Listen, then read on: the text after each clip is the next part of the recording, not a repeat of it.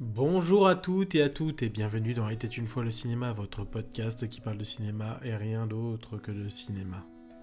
Aujourd'hui, j'avais envie de vous parler d'autres choses que de films à vous proposer parce que certes, aux yeux de certains, proposer 3 films européens, découvrir, de parler du nouveau Martin Scorsese, tu ne sais pas quoi regarder, des films d'horreur, pour quel film pour Halloween 3 films de Scorsese à redécouvrir, certes, revus et revus. Et là, justement, j'avais envie de parler, justement, de manière, sur ce podcast, une question que beaucoup se posent, mais que moi aussi je me pose, parce que il y a tellement moyen de, justement, débattre de manière intéressante sur ce film. Sur ces films, même plus littéralement, de cet univers cinématographique qu'est Marvel. Alors, je vais être honnête aux yeux des gens, Marvel, aujourd'hui, c'est quand même plus de 15 ans. Ça va faire 15 ans, ça a dépassé le projet jusqu'en 2025. Donc clairement, les mecs ont prévu presque 15 ans de mouvement cinématographique. Mais là, c'est là que je vais en venir. Je vais en venir sur une chose. Sur une chose qui est à la fois intéressante et à la fois quand même... voilà, pour vous poser une question.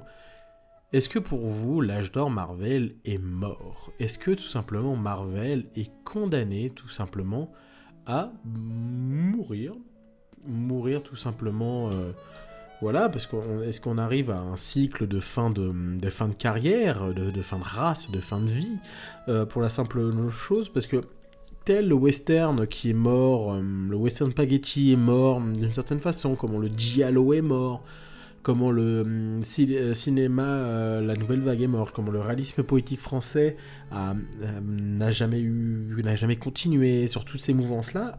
Est-ce que à un moment les cycles sont faits pour s'arrêter? Il n'y a jamais une formule qui reste, voilà, au détriment de beaucoup de gens, tout simplement pour vous dire qu'en fait, tout s'arrête, tout commence, tout s'arrête. C'est la vie, está el moment de la vida.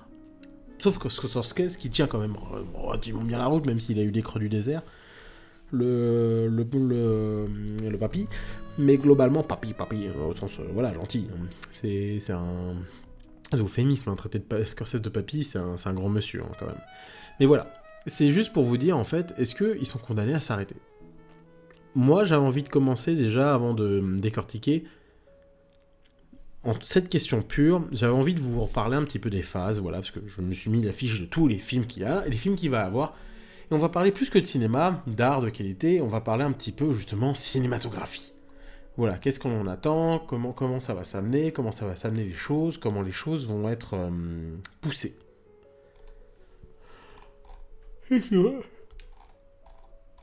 Deuxième fois que je enregistre ce podcast parce que tout simplement la première fois, j'ai eu un petit problème de micro.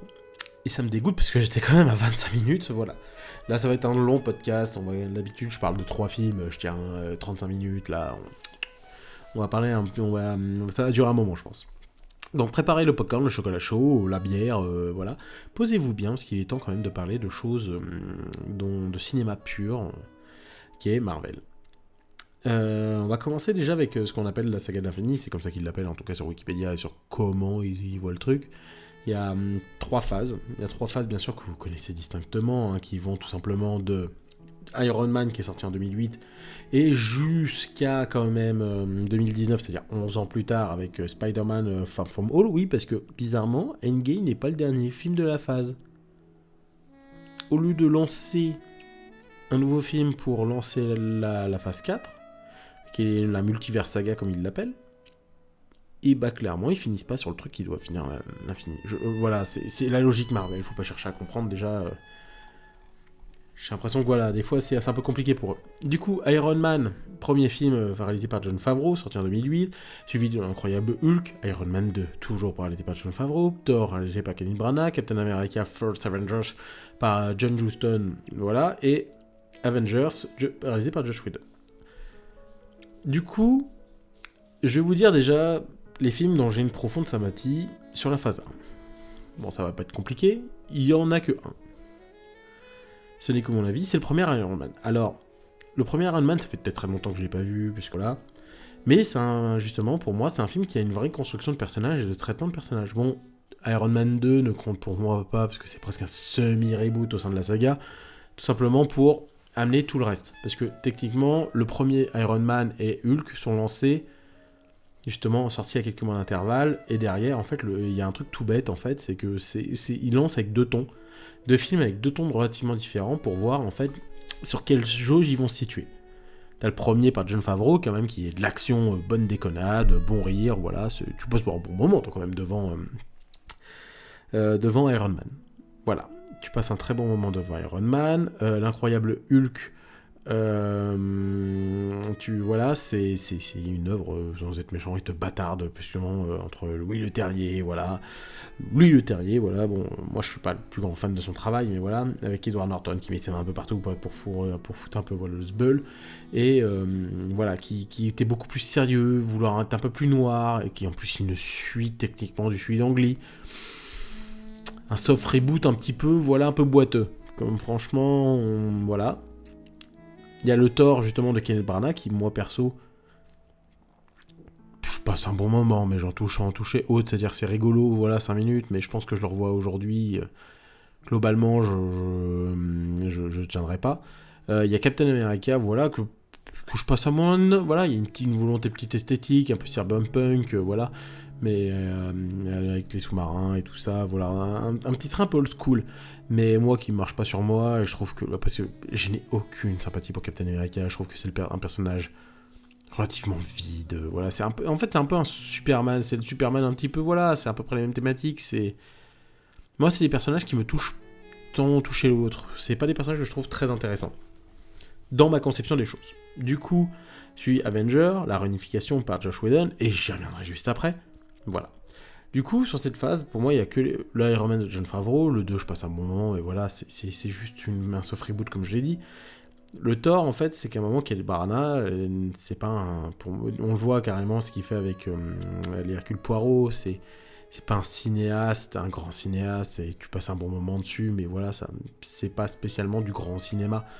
Et derrière, en fait, le Captain, en fait, cette phase, et la première phase est là pour lancer des personnages, des gros personnages, à côté avec Hawkeye et Black Widow qui sont des high kicks d'arrière-plan.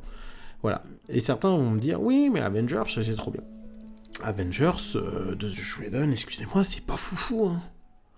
Je reviens dessus, mais clairement, je vais mettre des gens à dos qui viendront me tirer dessus à la Kalachnikov. Mais on va dire tout simplement que bah c'est pas top du tout, quoi. C'est pas top du tout, c'est réalisé comme un film de télévision. Excuse-moi, franchement, alors c'est un film à 200 millions de patates, heureusement que quand même tu vois les effets spéciaux et tout le reste. Mais clairement, Josh Whedon n'est pas un grand réalisateur. Jon Favreau, j'ai plus de respect pour lui et son travail que Josh Whedon. Josh Whedon, je vois depuis des années des gens qui me disent « Oui, mais c'est un grand auteur, Buffy contre les vampires, Angel, il a écrit le scénario de Toy Story, il a fait plein de trucs, c'est trop bien, Josh Whedon, il est trop... » Alors, The Firefly, voilà, c'est aussi Firefly aussi, voilà.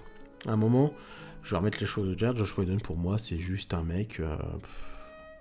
qui encore de tout, moi je parle de tout les affaires qu'on lui met au cul depuis pas mal d'années, hein, parce qu'il y a de ça aussi, hein. C'est un réalisateur tu vois, je me rappelle d'une scène de, et justement je pense que c'est ça aussi qui donne à Marvel, je pense, des Avengers, de mettre des réalisateurs un petit peu plus de télé, des réalisateurs un petit peu des réalisateurs un peu plus modestes. Là où avant, quand même, il a des réalisateurs qui ont une main, quand même, une patte, une certaine carrure, à l'exception peut-être de Louis Leterrier. Jon Favreau, c'est quand même un réalisateur, à côté, il a fait pas de grands films, hein, quand même. Jon Favreau, il fait Iron Man 1 et 2. Il a une carrière d'acteur et tout ça. Il fait le roi, voilà, en tant que réalisateur, il fait le Roi Lion un peu plus tard, le Livre de la Jungle, voilà, Cowboy Envahisseur, qui est un de mes nanars préférés ever, il fait Elf, et voilà, mais c'est un réalisateur qui a une petite patte, qui a une véritable science du rythme, qui a une démarche à lui, minimum quand même, tu vois, de tout ce qu'on lui demande à Jon Favreau, mais il le fait bien. D'ailleurs, c'est pas pour ça que Mandalorian est pour moi le show le plus le plus visible et le mieux réalisé de tout le catalogue Star Wars Disney+. Alors j'ai pas tout vu de Disney+, commencez pas à me casser les noix avec ça, mais voilà. Et bien sûr, il y a aussi John Johnston qui a réalisé Jérôme Lagos, qui a fait Jumanji aussi, véritable exemple de film dynamique. Hidalgo, pas la mère de Paris, Hidalgo le film, avec, comment il s'appelle ah putain, j'ai un trou dans la mémoire. Ça va me revenir. Ah, avec Viggo Mortensen. Oui, Viggo Mortensen dans un film d'aventure toujours, voilà, qui a fait notamment... qui a fait pas mal de films derrière et qui devrait revenir pour les Chroniques de Narnia prochainement. Mais voilà, c'est un réalisateur en fait qui au moins, pareil, qui a une science du rythme, du découpage, qui sait amener certaines actions. Kenneth Branagh, je peux lui reprocher des trucs, mais bon, des fois il tente des trucs, voilà, bon, c'est Kenneth Branagh, c'est le mauvais goût, mais au moins il y a quelque chose. Louis Leterrier, je le mets à part, moi, c'est direct, voilà, de côté, parce que bon, c'est tellement intermédiaire, l'incroyable Hulk, que voilà, je le compte même pas, au final. Mais Joss Whedon, sur toute la liste que je viens de vous dire, pour moi, est le réalisateur le plus médiocre, minable. Pourquoi ? Parce que tout le monde se branle depuis des années sur lui, qu'à un moment, c'est un réalisateur, voilà, c'est peut-être un scénariste, il a écrit des scénarios très sympas, et encore, il y a des trucs, à un moment, il s'aspire la gloire, mais il n'a pas été le premier scénariste, il est souvent venu derrière.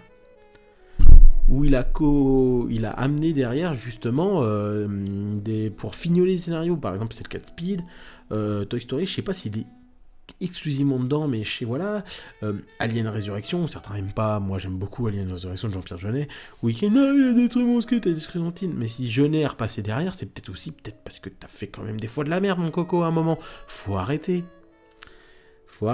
Et à un moment aussi, il faut se remettre un petit peu, voilà.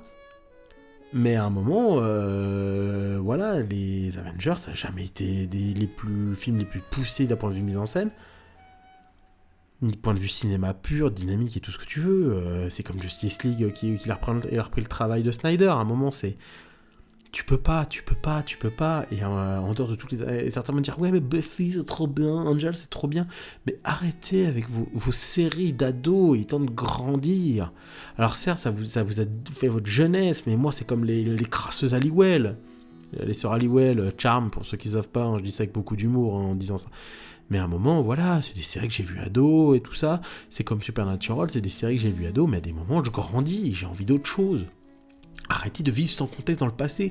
Et Joss Whedon, pour moi, est clairement un réalisateur de télé.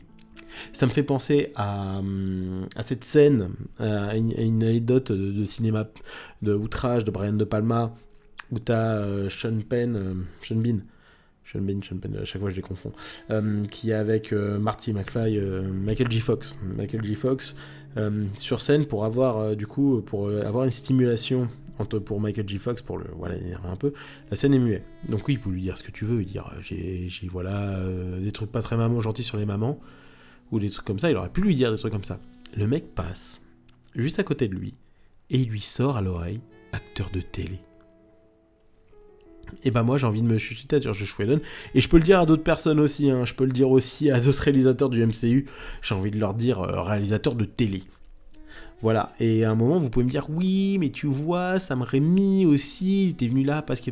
Non mais Sam Raimi déjà, c'est un réalisateur qui a une vraie patte, qui a une vraie façon. Je vous conseille de revoir l'introduction de Spider-Man 2 où juste il livre des putains de pizzas Peter Parker. Franchement c'est extraordinaire, les zooms, les crash zooms, la manière d'amener le rythme, les panoramiques filés, la manière de jouer avec le cadre, la mise en scène. Alors vous aimez ou vous aimez pas les personnages, les Spider-Man de Sam Raimi, c'est des vrais films de mise en scène pure. Même le 3, qui a beaucoup de choses à se reprocher, c'est vraiment des grands films d'un point de vue mise en scène. Sam Raimi est pour moi un très grand réalisateur.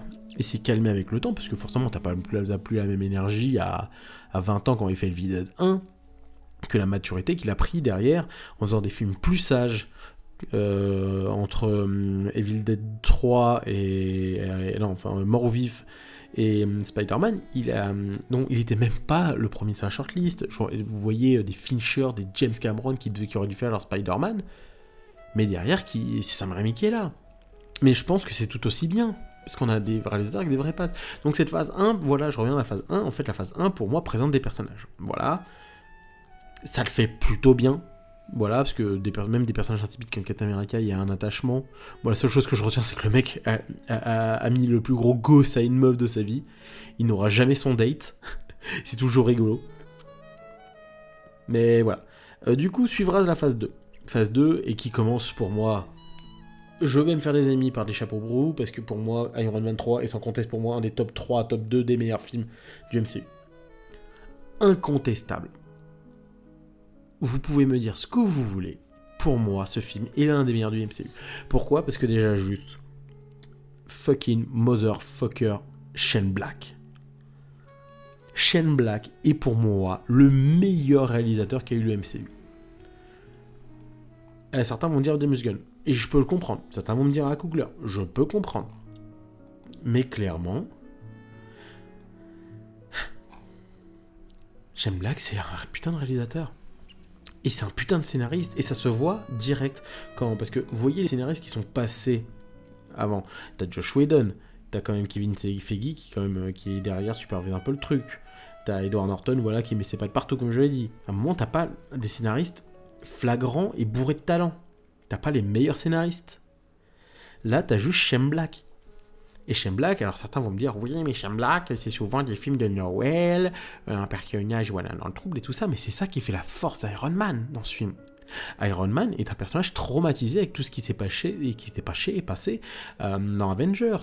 Après, j'ai envie de te dire, dans la vie d'un personnage, excuse-moi, tu vis ça, t'es le plus humain des personnages, parce que bon, dans tout l'eau, Thor, c'est un semi-dieu, Captain America, il est dopé comme pas possible, Hulk, il est dopé comme pas possible à cause de la coût de réactivité, donc voilà.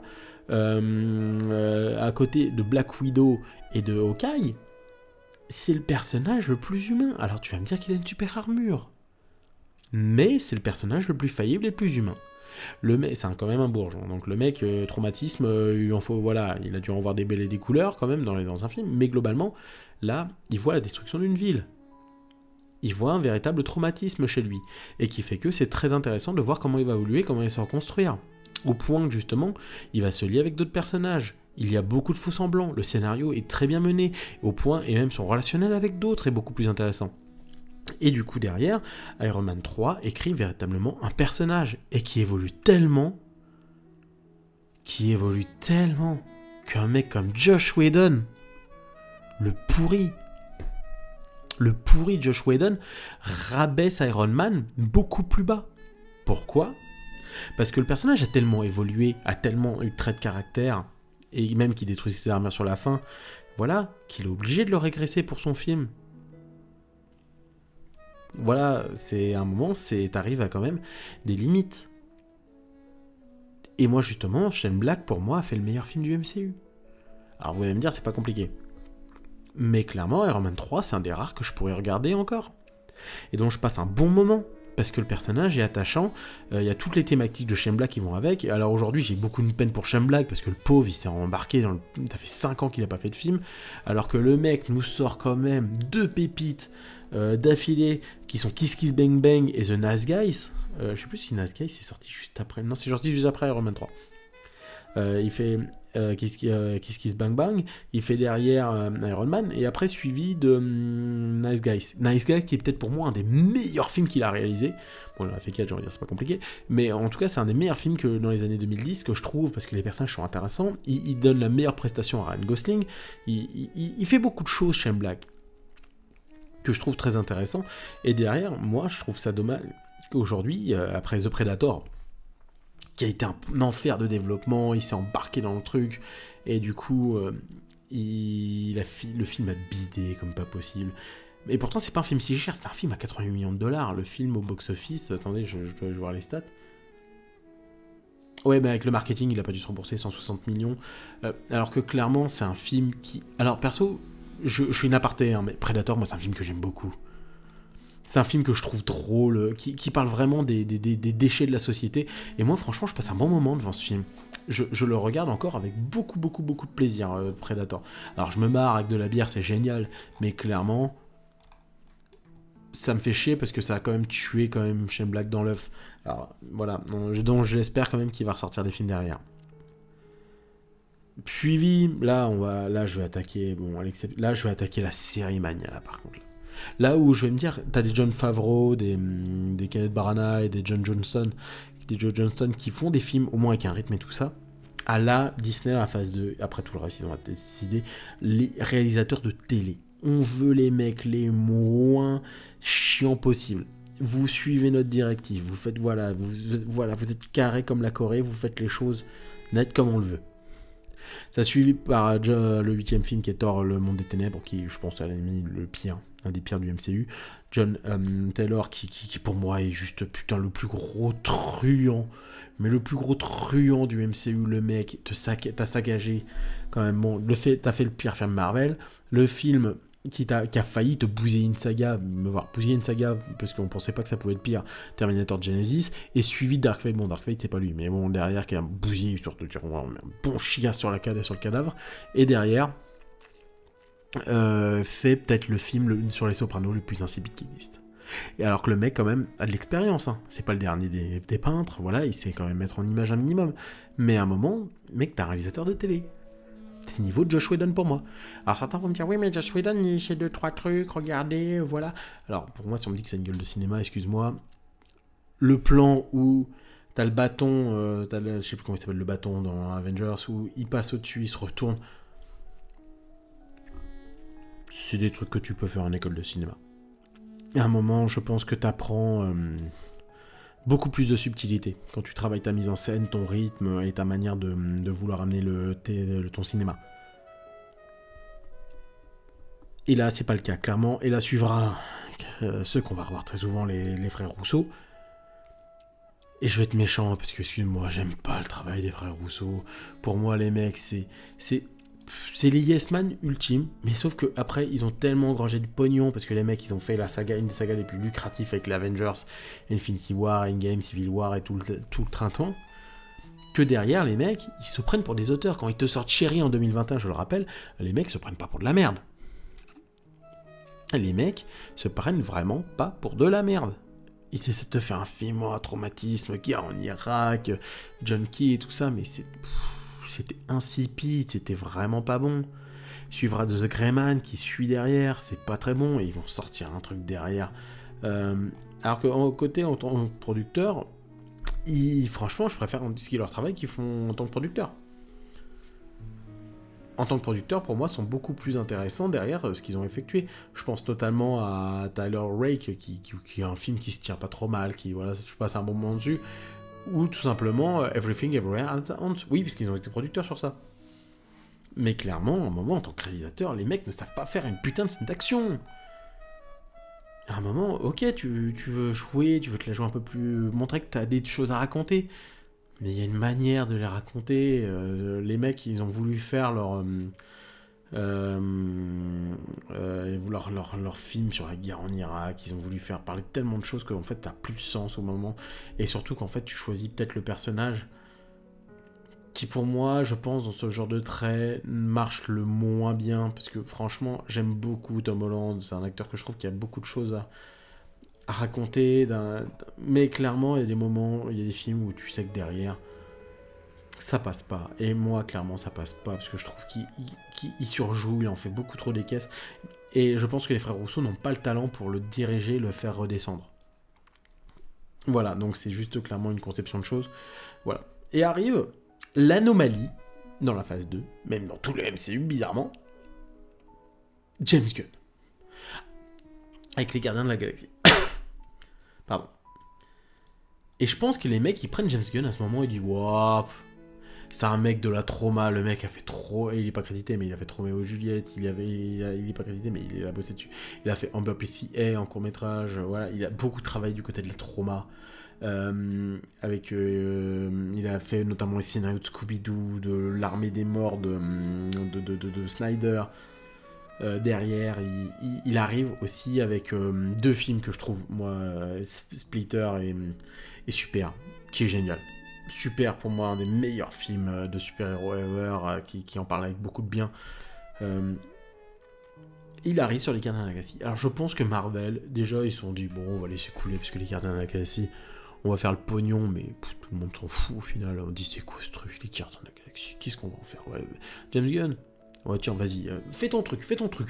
En fait, ça a fait un peu le syndrome Star Wars, putain, le film qui est sorti après le 7. Merde. Ah, j'ai un trou. Ça va me revenir.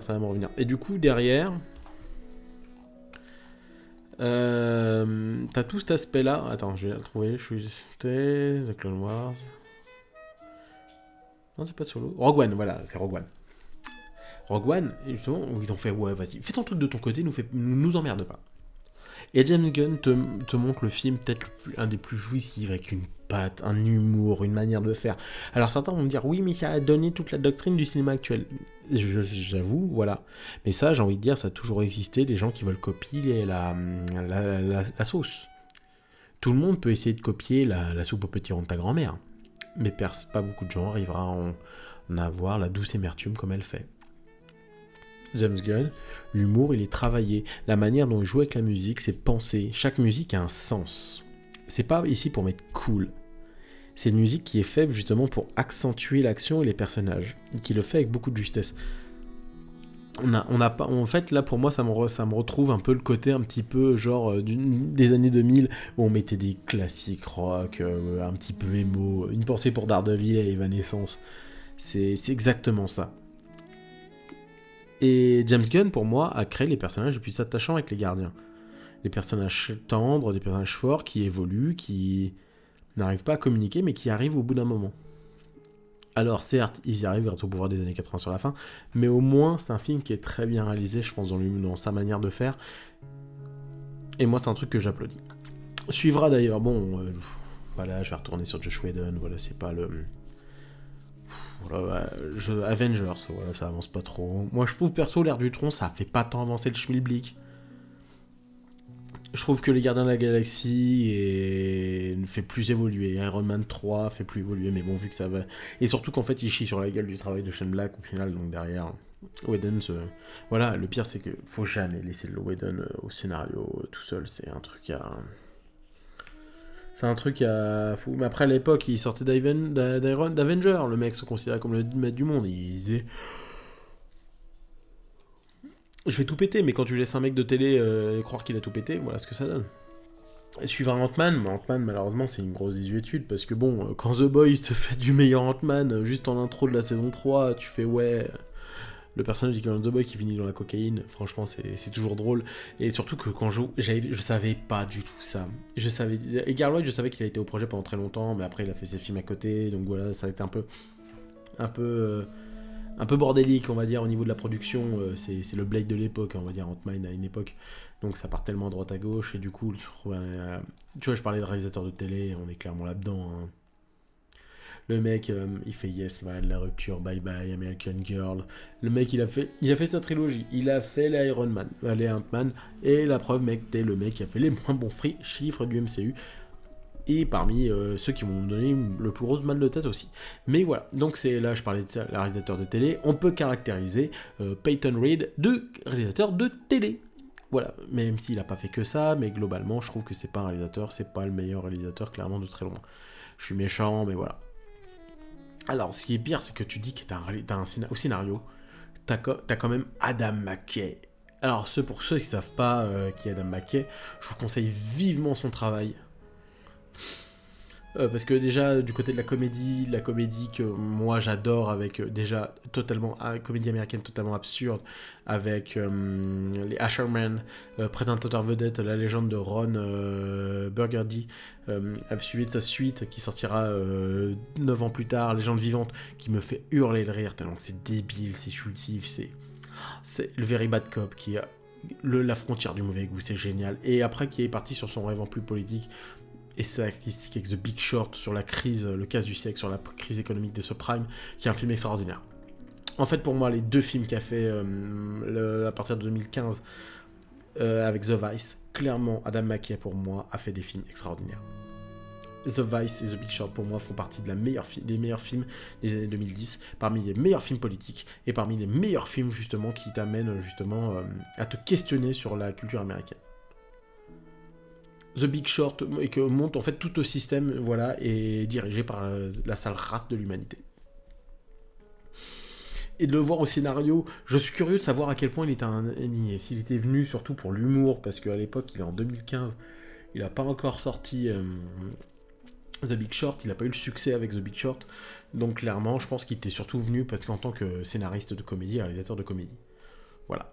Donc la phase 2 se finit voilà, sur Ant-Man, qui annonce globalement tout le reste derrière.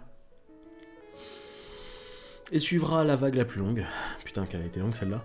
Parce qu'elle dure quand même elle dure que 3 ans, mais là, c'est à ce moment-là que tu dis que ça commence vraiment encore plus à s'accélérer. Parce qu'on part, avant, si vous suivez un petit peu, on partait sur 2 films par an de Marvel. On commence à passer les caps des 3. C'est-à-dire presque tous les trimestres, on sont à pas. Là, c'est commencé à accélérer. Parce qu'en même temps, faut se dire que oui, mais 3 films par an, c'est pas énorme quand même, qu'a fait. Alors bon, je dis ça pour la famille de base, je dis ça avec des prix d'aujourd'hui, mais bon, c'est quand même un coup. Pour les gens qui vont au cinéma, s'ils n'ont pas une carte JC, c'est quand même compliqué. Et aussi pour une simple bonne raison que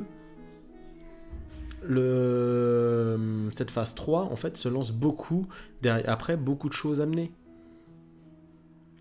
Cette vague 3, justement, se fait en même temps que DC fait son univers. À côté, tout le monde essaie de lancer les multivers, avec le Darkverse, avec la momie et tout ça, qui essaie de lancer avec les King Kong et tout ça, les Monsterverse, il y a tellement de choses. Et ça lance. Là, c'est vraiment, je pense, le gros creux de vague, où tout est au top pour Marvel.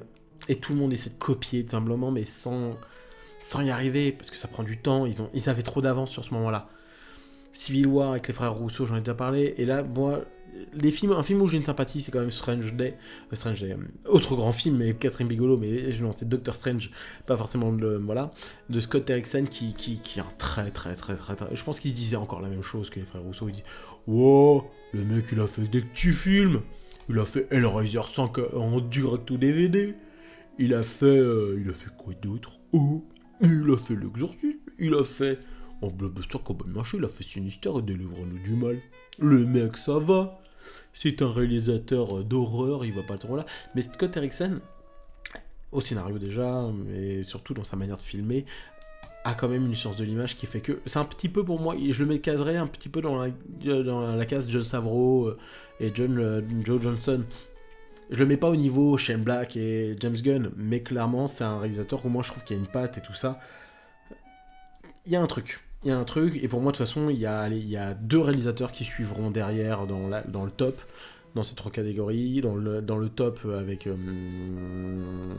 Shane Black et... Ah putain, je commence à fatiguer, 30 minutes de podcast c'est un peu long. Avec James Gunn, et après derrière, pour moi dans les très bons techniciens, très bons faiseurs qui ont fait un truc, Scott Derrickson est clairement dedans.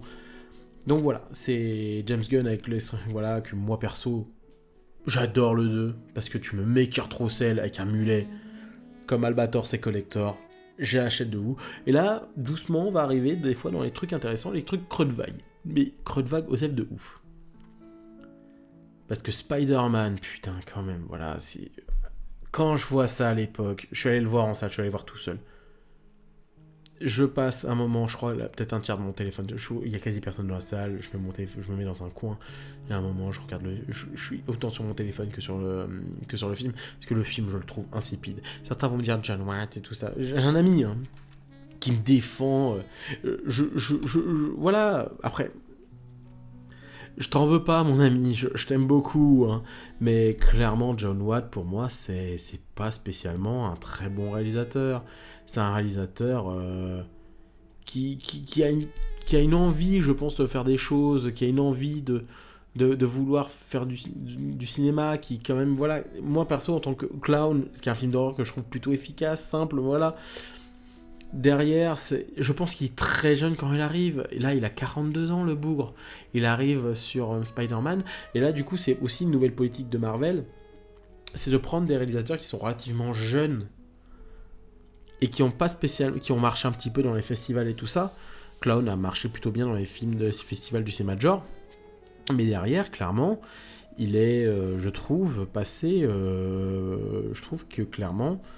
John Watt, c'est un mec qui est jeune, qui a pas le temps de façonner la patte. Un mec comme John Carpenter, il a fignolé pendant des années sa patte avant de faire un premier gros film de studio. Et quand je te dis gros film de studio, c'est The Thing, qui passe finalement le film le plus cher du cinéma, mais qui est un film quand même, voilà, de studio. John Watt, il est en 2017, donc le film, voilà. Le mec, il est né en 81, il a 36 ans. 35, 36 ans. Il est jeune. J'ai 31 ans. Et clairement, à un moment, tu te dis que le mec, il a pas eu le temps de développer son art.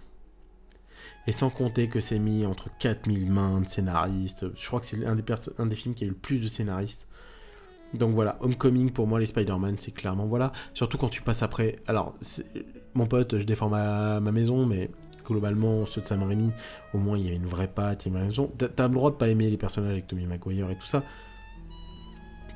Alors, ceux qui sont arrivés juste après, le Amazing... Alors le premier, pour moi, il y a des bonnes idées, mais le problème c'est que tu sens qu'il y a eu des problèmes de studio derrière. Le 2, là où il se libère beaucoup plus, là où je trouve qu'il y a une patte, il y a quelque chose, il y a un technicien solide qui est derrière et qui te fait une belle performance. Moi perso, je trouve ça cool. Mais John Watt derrière, les Spider-Man pour moi sont ratés. Certains vont dire oui, mais c'est Spider-Man qui se rapproche le plus du... Alors je sais pas, on n'a pas vu les mêmes films. Voilà, donc pour moi, heureusement qu'il y a les films d'animation qui rattrapent globalement le lot derrière, qui amènent pour moi un Spider-Man frais, quelque chose où il y a beaucoup plus d'intention, beaucoup plus de risques, beaucoup plus d'un véritable travail de mise en scène, de chorégraphie, de comment amener l'histoire. Et la mise en scène, ça va me dire, oui, mais il n'y a pas fait des trucs voilà, particuliers, c'est comment tu racontes de manière fluide aussi une histoire. Et pour moi, John Watt, je le mets, excuse-moi, dans les tâcherons. Il est jeune, je l'en veux pas, mais malheureusement, on n'est pas tous un Gareth Edwards. Et surtout que Spider-Man, t'arrives sur Spider-Man qui est peut-être le personnage Marvel le plus connu. Donc t'arrives sur un truc où t'es pas comme James Gunn où t'avais open bar. Là, t'es juste limité à ta barre. Tu pagais. Voilà. Suivra Ragnarok avec Taititi qui lui aussi fait un braquage parce que Iron Man, Thor, ça descend et il te fait peut-être le même quelque chose de pop, de coloré, de fun, de quelque chose qui travaille, qui vraiment, il y a un véritable travail derrière. Voilà, donc ça suit très bien. Black Panther de Ryan Coogler, voilà, un film qui... Panthère Noire, du côté du Québec. Je trouve le titre génial. Ryan Coogler, qui est un réalisateur que je trouve très intéressant, mais... Encore lui, voilà, très jeune, il a 37 ans à l'heure actuelle, il sort de Fruitvale Station, qui est un très très très grand film avec un très très très jeune Michael B. Jordan.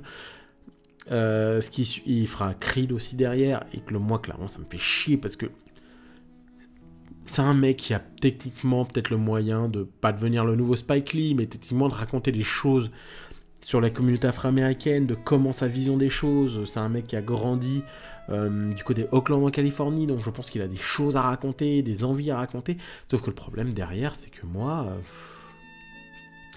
ça me fait un peu chier parce que je trouve qu'il amène pas en fait les choses pour pouvoir pleinement travailler, pas vraiment amener en fait des choses intéressantes. Et moi, je trouve ça dommage. Je trouve ça vraiment dommage parce qu'Aaron Coogler, c'est un talent il est jeune, hein, je peux voir les choses. Mais tu vois, quand tu commences à te noyer chez Marvel et Disney comme ça, moi, je trouve ça de la peine. C'est du gâchis de talent. Amènera Avengers Infinity War où tout le monde disparaît, voilà, tout poussière, tu retourneras poussière, voilà, je passe un bon moment, mais c'est pas spécialement exceptionnel parce que je trouve que les frères Rousseau, voilà, c'est pas... Ça n'a pas la patte d'autres réalisateurs derrière, et ça se revoit très vite au niveau des autres personnages, parce que quand tu vois les gardiens arriver, tu vois tout le monde arriver, en fait, tu vois qu'en fait, très vite, dans la manière dont ils sont dirigés, la manière d'être, et tu vois que les frères Rousseau, des fois, ça passe clairement à côté. Apparemment, ils ont une bonne cote, hein, peut-être parce que, je sais pas, ils sont peut-être sympas, ils parlent bien avec les mecs. Suivra Ant-Man la guêpe, tout le monde s'en fout. Captain Marvel, bon... Captain Marvel, voilà, bon, pour moi, c'est... J'aime pas Captain Marvel, voilà, je trouve que c'est un film qui veut introduire un personnage, mais... Après, moi, c'est une question de comment t'écris un personnage. Un personnage de féminin fort, pour moi, il y a des personnages... Je prends l'exemple très souvent, de ce qu'est un personnage féminin fort. Comment tu l'écris. Je pense à Bloodstream, Catherine Bigelow, qui, pour moi, écrit très bien un personnage, justement, qui est confronté à plein de choses, justement, notamment dans la police, et que c'est hyper intéressant dans la manière dont les traits sont évolués, comment elle développe elle a déjà du caractère, mais comment elle va faire pour s'imposer, et tout ça. Et En fait, c'est simple. Si tu veux ton personnage de féminin fort doit être fort, c'est que tu dois la mettre, même si c'est un homme ou une femme, peu importe, on s'en bat les steaks, tu dois lui mettre un adversaire fort. Tu dois pas lui mettre un personnage qui a une caractérisation du patriarcat et abruti. Parce que sinon, ton personnage, pour moi, ce qui fait un bon gentil, c'est un bon méchant. Si tu as un méchant en carton, ton personnage est en carton. Sa victoire n'a aucune valeur. Tu crois que ça vaut une Bugatti Veyron, ton personnage? Non, ça vaut une Twingo. Et j'ai plus de respect pour la Twingo que pour Captain Marvel. Voilà. Avenger Endgame, voilà, bon, ça finit le cycle, voilà, c'est l'apothéose, voilà, des Avengers, tout le monde finit presque heureux. Bon, il y a Tony Stark qui meurt, mais voilà. Suivi de Spider-Man From Home, et du coup, derrière John Watt, ouais, voilà, John Watt, mon avis sur lui. Et à un moment, on commence doucement à voir un petit peu les ramassages un petit peu. Je pense à part de les effets spéciaux, ça commence déjà à piquer un petit peu. Et du coup, moi, c'est un truc qui me chagrine beaucoup, parce que clairement, il y a un très beau casting, il y a plein de choses derrière, mais il y a aussi après derrière des décisions qui vont être prises après ce Spider-Man qui font que derrière, qu'est-ce qu'ils vont faire? Déjà, tu sais qu'ils ont annoncé Spider-Man, son identité est divulguée, donc tu sais qu'il va y avoir des trucs qui vont aboutir derrière. Bon, après voilà. Black Widow, tout le monde s'en fout. En fait, le problème, c'est que c'est un film qui ouvre la phase 4, et notamment la saga du multiverse, sauf que tout le monde s'en conne de Black Widow, parce que tout simplement Scarlett Johansson voulait son film, c'était des guerres en interne, simplement pour dire « Ouais, mais moi, tu veux mon film ». Voilà, il y a la pandémie qui en rajoute des steaks derrière, et que tout le monde s'en fout. Tout le monde s'en fout. C'est pas pour rien que je crois que Black Widow est, à l'exception d'Ant-Man, parce qu'Ant-Man ça a toujours été à part, c'est le film, je crois, qui fait le moins bon box-office de tout le lot. En France, c'est 1,6 million d'entrées, ce qui est ridicule. Le film a fait, je crois, hauteur de 379 millions de dollars de box-office. Pour un budget... Après, je crois que c'est un budget un peu moindre, justement, parce qu'avec tout ce qui s'est passé, mais le film, voilà... Non, c'est un film à 200 millions, donc sur le principe, voilà, le film, c'est même pas remboursé, parce qu'au final, je pense qu'avec les frais, il a des frais de publicité, tout ça derrière, ça... Et là, arrive un film, tu vois, où je parlais... Voilà, en fait, du coup, on s'en fout, en fait, de Black Widow, parce qu'il aurait été là, il aurait pas été là, on s'en battait les steaks, parce que... En plus, le pire, c'est que ça n'a même pas un gros impact. Et du coup, vient un film dont moi, je suis très triste, dont j'ai passé un bon moment dessus. Alors c'est pas le plus grand réalisateur, d'ailleurs c'est un réalisateur qui a pas fait non plus des chefs-d'œuvre derrière, qui a fait des films, voilà, qui resteront pas dans les mémoires vulgairement, mais j'ai une sympathie pour Shang-Chi.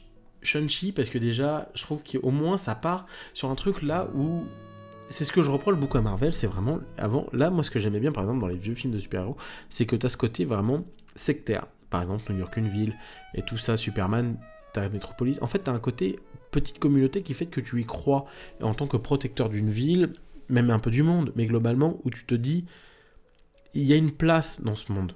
Il a une place un truc qu'il doit protéger, ou une ville qu'il doit protéger, une communauté à protéger. Ce que fait pour moi très bien les Spider-Man de Sam Raimi. Ce qui compte, c'est pas vraiment Spider-Man, c'est tout ce qu'il y a autour. Et Shang-Chi, justement, me ramène justement à ce qui est l'importance de la communauté. Et justement, sur cet aspect, et surtout avec un casting, déjà, bon, tu me mets, juste pour moi, le plus bel acteur hongkongais et chinois aussi, puisqu'il du coup, il a pris la nationalité chinoise à partir du 1er juillet 97, c'est Tony Leung, que vous avez vu chez Wong Kar-wai, que vous avez vu chez John Woo, que vous avez vu chez Tsuar, dans les Infernal Affairs. C'est un réalisateur, et c'est un acteur exceptionnel dont j'attends avec impatience. Je sais pas s'il sortira en fin d'année à Hong Kong, mais c'est un film que je veux voir. C'est il joue dans un des plus gros films de l'histoire du cinéma hongkongais, qui est 350 millions de dollars hongkongais. Un film qui est en production depuis 2021, qui est Once Upon a Time in Hong Kong. avec Anthony Lo, il y a Simone Yeun, c'est un casting 5 étoiles du cinéma hongkongais, c'est extraordinaire, et clairement, c'est un acteur exceptionnel. Et là, justement, de le voir dedans, je trouve qu'au moins il y a quelque chose qui se crée autour de Shang-Chi. Alors certains vont me dire, oui, mais bon, ça fait un peu cliché déjà, parce que c'est l'impression que tu sais, voilà, il est asiatique, donc il fait du kung-fu. Ouais, bon, voilà, bon, un moment. Mais au moins, tu vois, ça me montre. Tu vois, quand on parle de diversité, ça, moi, ça me dérange pas dans le Shang-Chi, parce que je vois une sincérité. Parce qu'on rentre dans un folklore, il y a une véritable envie, justement, de rentrer dans une communauté, et qui fait que les personnages sont relativement attachants. Et qu'à un moment, c'est un véritable travail qui s'amène, c'est vraiment une envie de mise en scène, justement, d'amener des choses sympathiques, et justement, qui t'apportent quelque chose. Shang-Chi, pour moi, c'est un des personnages que, justement, beaucoup de gens ont mis de côté, et qui, malheureusement, pour moi, ont totalement raté le coche. Alors que Shang-Chi, c'est un des plus regardables pour moi. Alors, c'est un film, voilà, il y a des problèmes, mais globalement, c'est un film qui se regarde, quoi. Shang-Chi, c'est pas le pire. Les Eternals de Chloé Zhao, j'ai lâché du sel dessus, mais clairement, c'est... Après, je suis pas spécialement fan du cinéma de Chloé Zhao, mais après, en fait, c'est qu'on me dit, ouais, mais c'est un film de Chloé Zhao, c'est vraiment un film de Chloé Zhao, ah là là, c'est un film Chloé Zhao. Arrête. Tu sens quand même qu'elle s'est appliqué des directives de studio pour pouvoir faire son film derrière, qu'elle a fait ce que derrière on attendait une chose. Alors, elle a dû peut-être avoir dû de son Oscar, elle a dû peut-être avoir un peu plus de privilèges que d'autres, mais après, est-ce que je la mettrais dans le plus haut du panier? Je la mettrais tout en bas de ce panier-là, mais clairement, voilà, c'est après les Éternels. Ça veut développer. Bon, je peux pas retirer aux Éternels de vouloir développer l'univers, de développer justement toute la mythologie derrière. Voilà. Donc du coup, Spider-Man, j'éjecte tout de suite parce que No Way Home, alors certains vont me dire oui, c'est quand même super, t'as trop de Garfield et tout ça, mais c'est là que c'est doucement que là, alors tu l'avais déjà avant, mais je trouve là où les réseaux sociaux, là ça commence doucement à quand même péter les noix chez Marvel, parce que doucement ils te mettent tous les délires de fans, tout voilà, oh il y a une image qui a tourné sur mes T3 Spider-Man, donc du coup on les met, voilà. Alors le film a fait quand même 7 millions d'entrées en France, c'est quand même incroyable et voilà, mais clairement je trouve quand même que c'est un film relativement faible, où les personnages justement, ça joue trop sur la film nostalgique, ça joue trop sur des personnages justement, voilà, tu vois, c'est vraiment le truc un peu, ah t'as vu la référence et tout ça, et les méchants sont pas spécialement pour moi méchants, il n'y a pas spécialement, voilà, cette véritable envie de faire un film, j'ai l'impression que vraiment c'est de la bouillasse de chasse de nostalgie. L'action chez John Watt, toujours, même si ça s'améliore un tout petit peu, je trouve, mais globalement c'est pas ouf encore. Mais voilà, je trouve ça dommage. Mais moi, par exemple, ce que fait par exemple les films d'animation, pour moi, le font beaucoup mieux. Doctor Strange, Spider-Verse, voilà, bon là déjà on était avant dans le multiverse avec Spider-Man, qui lance aussi déjà le multiverse, mais là on le pousse toujours plus loin avec beaucoup de variants, beaucoup de choses au niveau de Doctor Strange. Alors, je vais dire une chose, qui voilà, certes, et là certains vont dire, oui mais si Sam Raimi, tu devrais être content, mais Sam Raimi, en fait c'est l'impression que, après c'est une question, tu vois, de quand tu prends un peu de bouteille, tu regardes beaucoup de films et tout ça, j'ai l'impression que Sam Raimi derrière est là. Mais Sam Raimi, j'ai l'impression que tout simplement, c'est un réalisateur certes très intéressant, mais c'est un réalisateur justement à un moment qui, je trouve, vraiment dommage. C'est un réalisateur justement Sam Raimi, qui a une vraie patte, qui a une identité visuelle pure.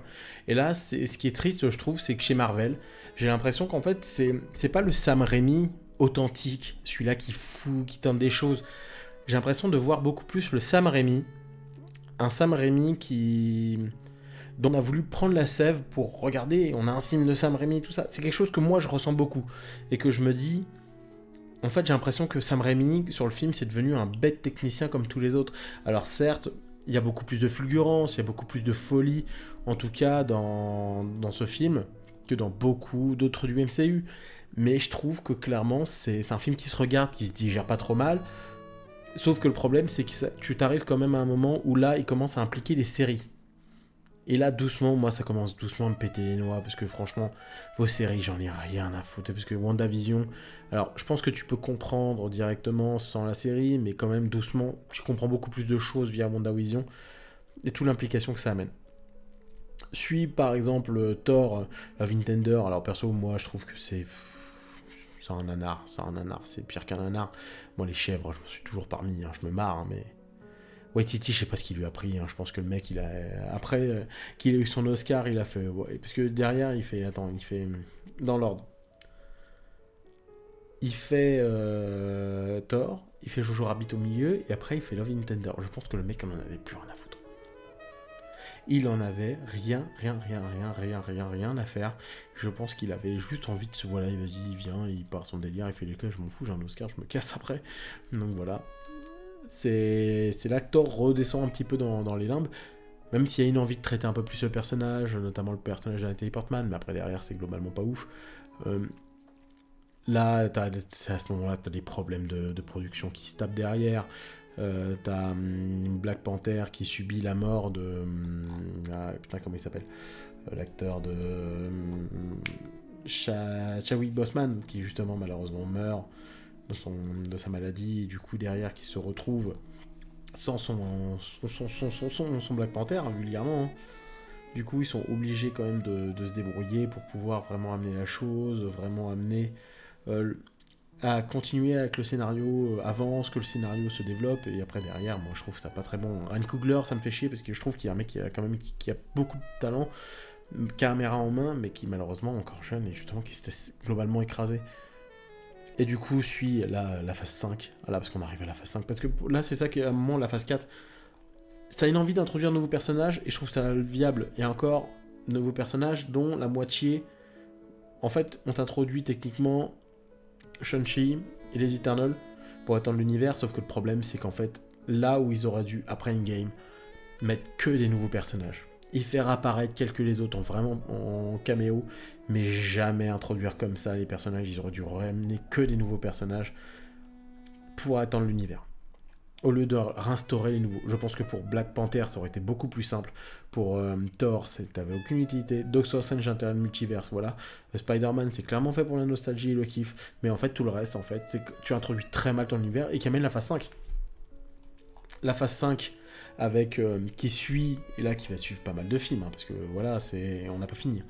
Parce que là, il y a Ant-Man qui est passé, qui est une catastrophe industrielle exceptionnelle, qui est un des premiers films du MCU qui tombe loin dans la barre. Les Gardiens de la Galaxie qui sauvent le lot. James Gunn, pour moi, qui finit très bien ses personnages, voilà. Alors, c'est le film au cher, c'est un film Marvel, mais globalement, je trouve que moi, ça se regarde un peu plus que le reste.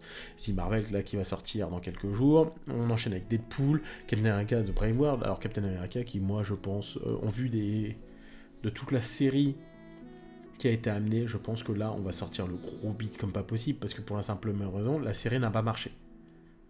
Alors, certains me disent oui, mais t'as pas les chiffres et tout ça. Non, ça a été sorti en interne, que simplement la série n'a pas mauvais. Et c'est la continuité du Soldat de l'hiver. Donc, moi, je sais pas comment ils vont amener. Tout simplement, t'as Thunderbolt qui doit être amené. Tu sais pas comment. Tout ça, ça va être redécalé parce qu'on t'a claqué des scénaristes et tout ça, des acteurs, c'est un vrai bordel. Les scénaristes viennent de reprendre le travail, mais le reste. Donc, il y a en plus Deadpool qui arrive, là, ça va foutre le bordel. Blade, voilà. Alors là, par contre, là, je peux pas reprocher. Là, c'est à ce moment-là aussi que je disais les séries, mais les séries sont clairement impliquées. Et là, on arrive à un contenu beaucoup trop important, un contenu justement qui part tellement loin, tellement plus haut, que ça devient de plus en plus compliqué, que ça devient beaucoup à suivre. Déjà que moi, je trouve ça chiant ainsi, 3 films par an, parce que je regarde 4 milliards de films à côté, je regarde au moins 3-4 films par semaine différents, sans compter des fois ceux que je regarde juste pour mon kiff. Bon, je me tape souvent des Il était une fois en Amérique, juste pour le fun, alors que ça dure 4 heures, voilà. Chacun son fétichisme, comme on dit les gens. Et du coup, en fait, là, ils introduisent les personnages, mais en fait, c'est des personnages qu'ils auraient dû introduire bien en amont. Je pense qu'en phase 4, ça aurait dû être des personnages. Je pense, encore, tu aurais introduit Deadpool. Bon, il vient chez Marvel, voilà. Les personnages des Marvel, je pense qui, clairement, c'est des personnages que t'aurais pu introduire dans un film, ou justement, la série, tout ça. Sauf que le problème, c'est que les séries sont devenues obligatoires pour les suivre. Elles sont dans la continuité de l'univers. Là où, en fait, elles étaient presque dans l'univers, mais en gros, tu suivais pas dans les films. C'est un petit peu comme le côté un petit peu genre Animatrix. C'est-à-dire que t'as pas besoin de voir les segments d'animation pour comprendre Matrix 2. T'as juste besoin de comprendre. En fait, tu comprends beaucoup de choses avec beaucoup de... Under the Matrix, je parlais du jeu. C'est-à-dire que tu n'as pas besoin du jeu, de tous les aboutissants du jeu pour comprendre Matrix 2. T'as pas besoin de jouer à un jeu.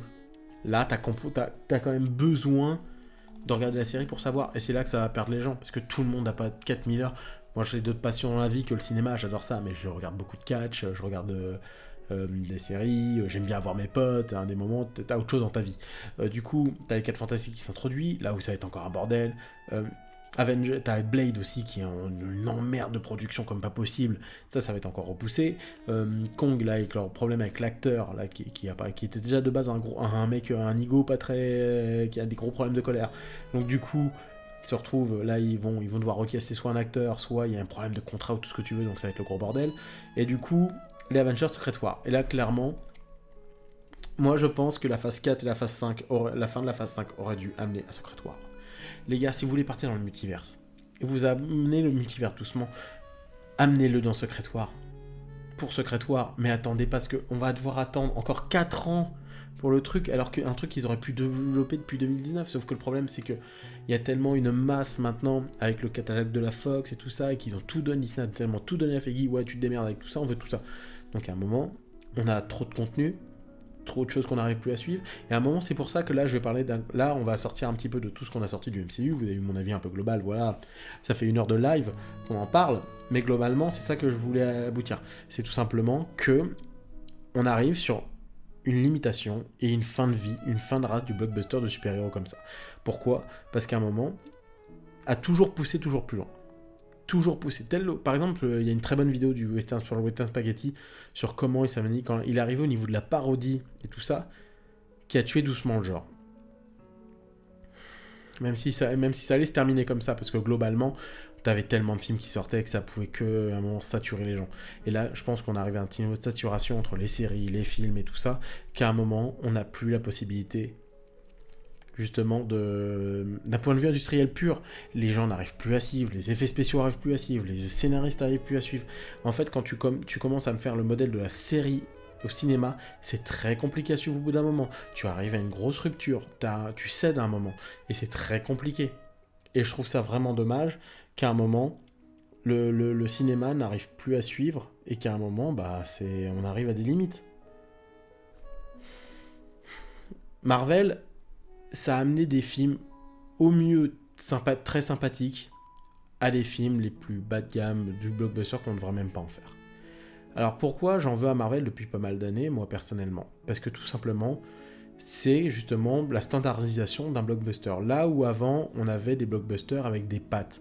Alors je dis pas que tous les films étaient comme ça, hein. Il y a eu des belles ratages comme hashtag Eragon, pour les boomers qui savent.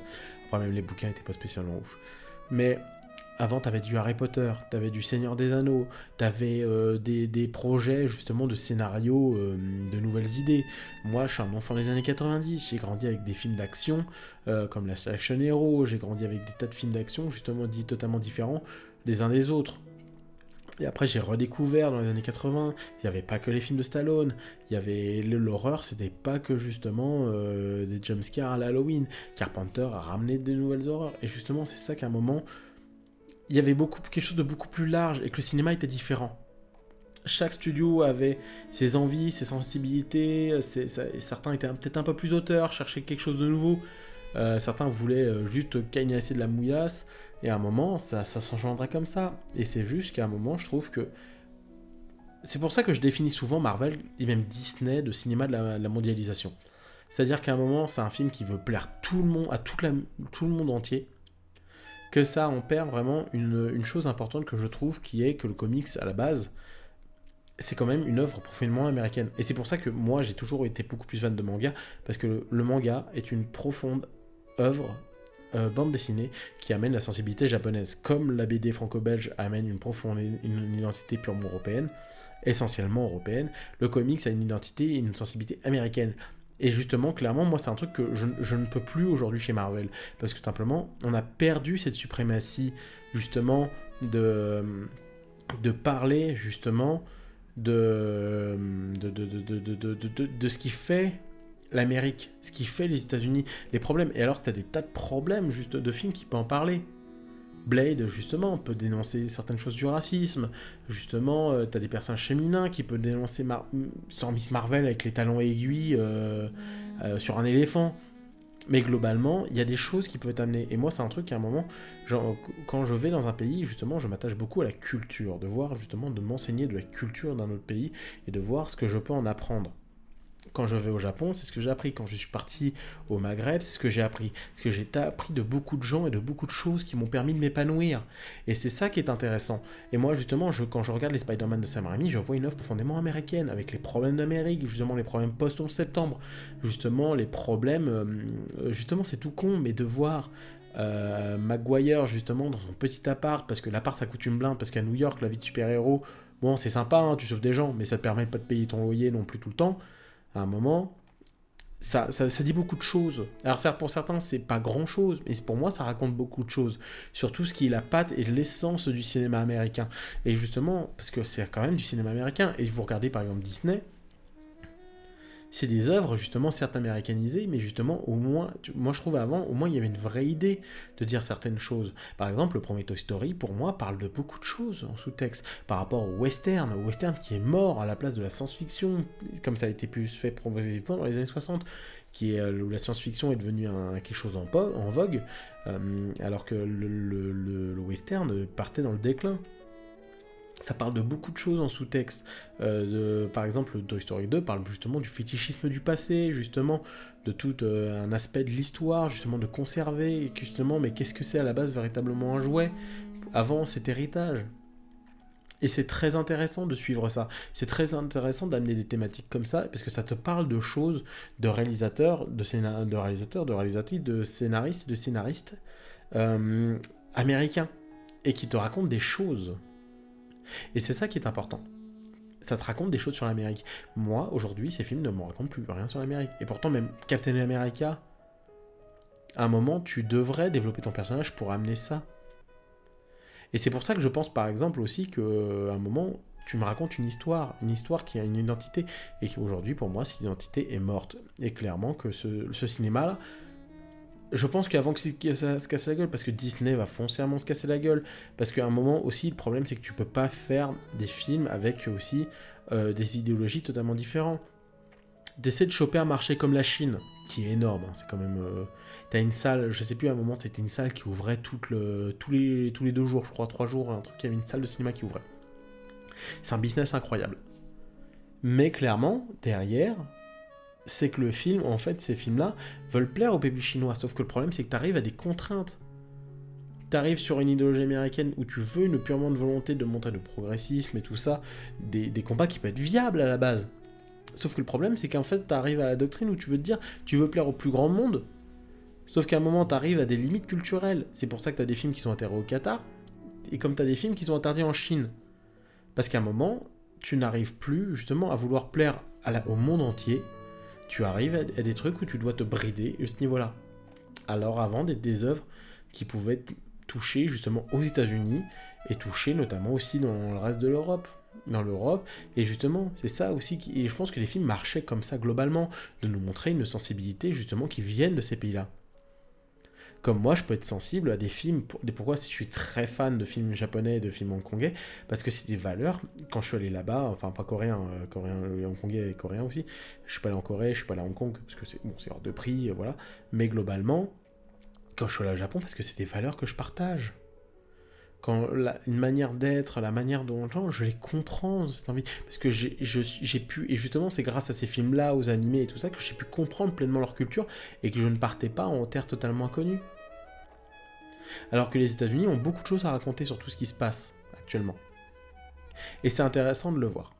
C'est un débat qui se pose beaucoup, c'est des questions justement où d'un point de vue, voilà, où je trouve par exemple, c'est aussi l'industrie.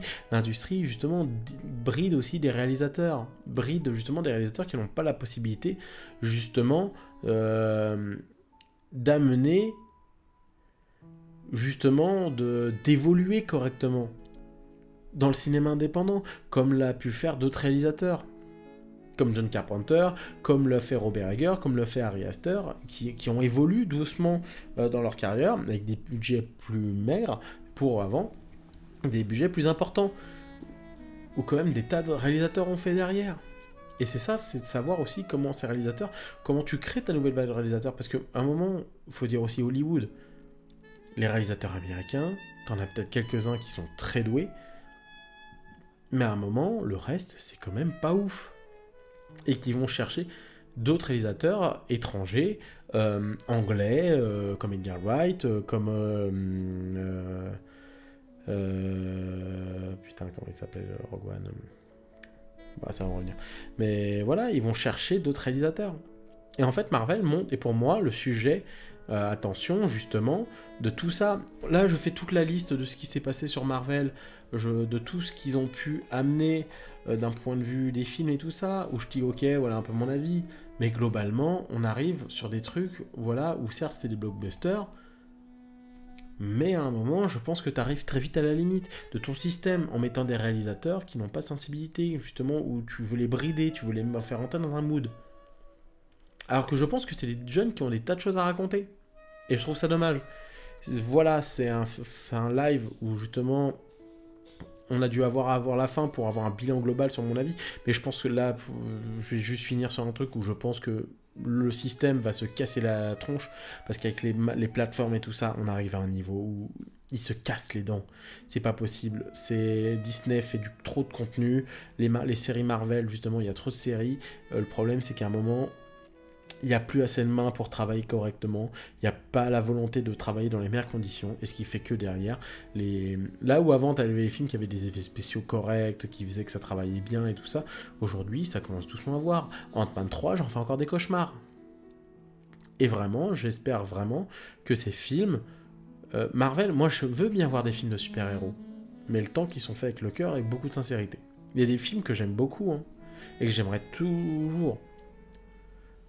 Mais voilà, il y aura toujours des très bons films, il y aura toujours des films corrects, il y aura toujours des films médiocres. Sauf qu'à un moment, à force de nous ramener souvent les films médiocres, faut pas se plaindre simplement que ça va tomber, que ça va toucher le fond, et que Marvel, justement, va péricliter. Moi, c'est ce que je dis. De toute façon, on arrive à 15 ans, je pense que ça t'arrive au bout d'un cycle. Là, il reste encore un peu de temps. Mais globalement, ça tiendra plus. Ça tiendra plus. Je pense que là, on arrive vraiment sur la fin. Voilà, c'était mon avis strictement personnel. Ça a fait 1h06 de live. C'est quand même bien long. J'espère qu'en tout cas, partagez-moi vos avis. Je veux qu'on soyez courtois dans les commentaires. Et surtout, soyez respectueux. On a tous des avis différents. Et c'est ça, le respect. Soyez respectueux les uns les autres. Je vous dis donc à la prochaine. Portez-vous bien. Ciao.